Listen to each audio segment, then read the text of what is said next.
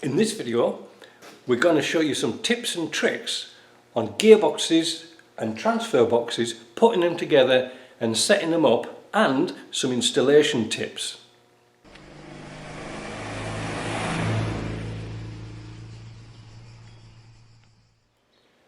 Right, fitting these gearboxes, they're very heavy. 50 kilos for the gearbox and 60 kilos for the transfer case. Now I guess that's with the handbrake attached, but we don't know. But they are a struggle on your own. I've done them on my own, and over the years I've adapted a few tools.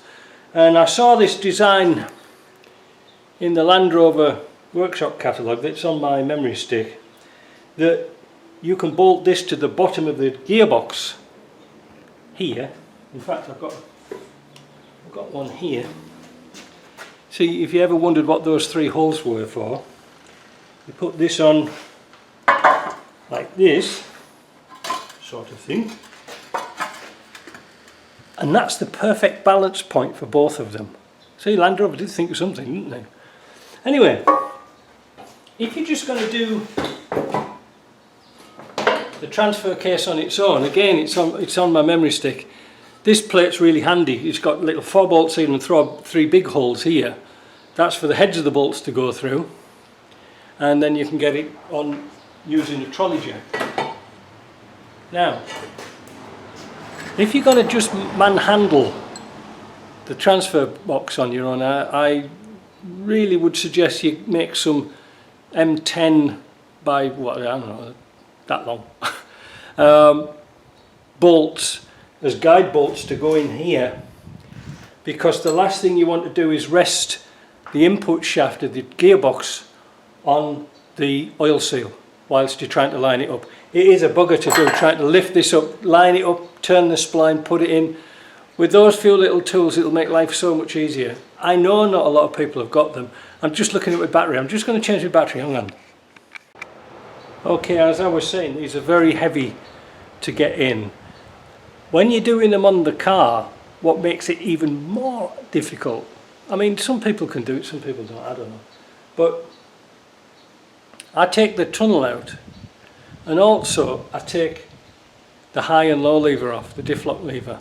It's only 4 screws, and although you have to undo this bit here, well, you have to undo it anyway, but when your gearbox is at an angle, this bit hits the seat base just ever so slightly, and it's sometimes a bugger to get out because the threads catch on the aluminium of the seat base, and you've got your gearbox half in and out. So I take that bit off, and of course once it's got balanced on this middle bit, it's a bit of a dream to put the gearbox onto the clutch, you know, like onto your bell housing.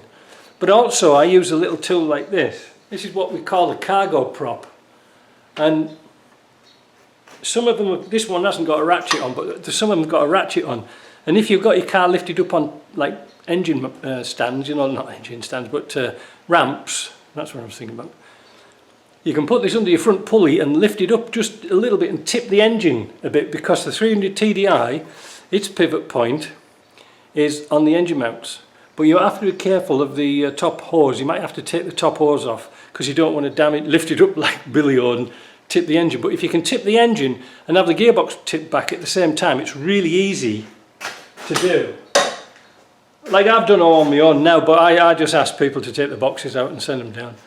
I haven't got energy anymore to do that. It's even though I've got a lift, my lift isn't very high, and that's why I had to put these extensions on here so I could get the just get that extra height. What else is there to know? I think that's about it, really. I think that's about it. But like I say, taking the floor out to some people is a pain in the arse. You know, the car can't be bothered, will struggle on and struggle on. It takes 10 minutes, you know, it doesn't take long at all. And it gives you an opportunity to change the screws if they're all rusted. But you only need to take the plastic cover off. As I said, that this applies to lots of gearboxes. But when you do the, if you're going to take a gearbox out of a, like an LT77 type gearbox, it's got the metal cover on here. You've got to take it out anyway, because the bell housing bolts you can't get to, whereas the 300 TDI you can get to the bell housing bolts, and you think, oh, it'll come out, and then you get the bloody thing half in and half out, and you're struggling. But like I said, they are heavy, so if you're going to do these on your own, you know, get some muscles built up and put the gearbox on first, because that's easy. Then you can put it in and line it up, and then put that in. But again, use some guide bolts, as many as you can, and longer than the actual input shaft, you know, the gearbox shaft, because like I say, if you tear the seal and it leaks, you've got to do that job again. What else can I show you? Oh, let's go back and have a look at that strap. So here we are. Maybe you can see this a little bit better. You see there's the two bolts sticking out under there. They're preciously close, but if you get a strap, like I say, pull it tight, you can slide it underneath and then sling your gearbox, because this is a good place just for the gearbox, not for the transfer box, and you can get it out. Look at that, just like that.